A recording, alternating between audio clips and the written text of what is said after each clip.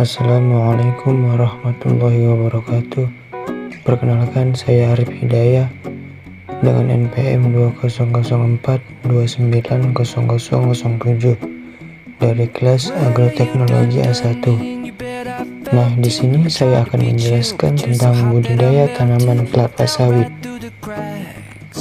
Nah, berikut beberapa kegiatan yang mencakup dalam budidaya tanaman kelapa sawit, yaitu 1. Syarat tumbuh kelapa sawit. 2. Pemilihan bibit atau pembibitan. 3. Persiapan lahan atau pembukaan lahan. 4. Pola tanam dan jarak tanam. 5. Waktu tanam yang tepat. 6. Pemeliharaan. 7. Pengendalian HPT. Dan yang terakhir, 8 ialah pemanenan. Selanjutnya, syarat tumbuh kelapa sawit. Cara budidaya kelapa sawit yang utama yaitu dengan memenuhi syarat tumbuh agar pertumbuhan dan produksi kelapa sawit menjadi lebih optimal. Selanjutnya yaitu pembibitan atau pemilihan bibit sawit unggul. Ciri bibit sawit yang unggul adalah tunas berwarna putih, daun melebar, tempurung berwarna hitam, kondisi akar dan kondisi batang bibit sawit baik. Selanjutnya yaitu persiapan lahan.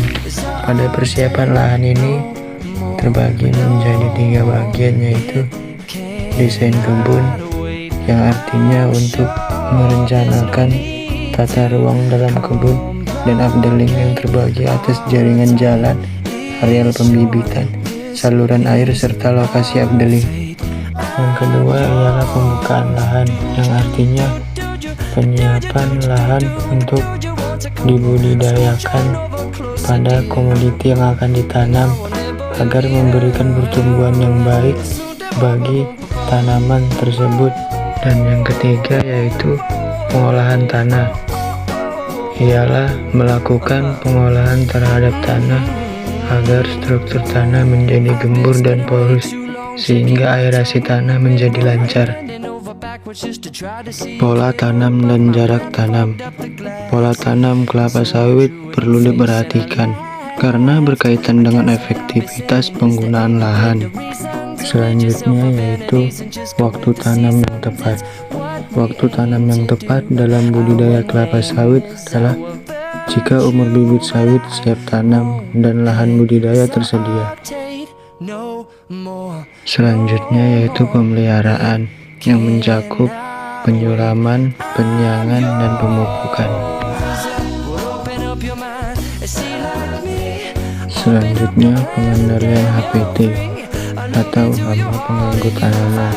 Pengendalian HPT ini penting dilakukan agar hasil budidaya kelapa sawit menjadi maksimal.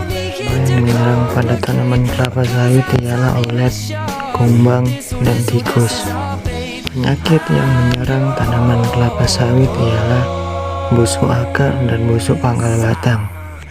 Nah, selanjutnya yaitu tahap akhir pemanenan.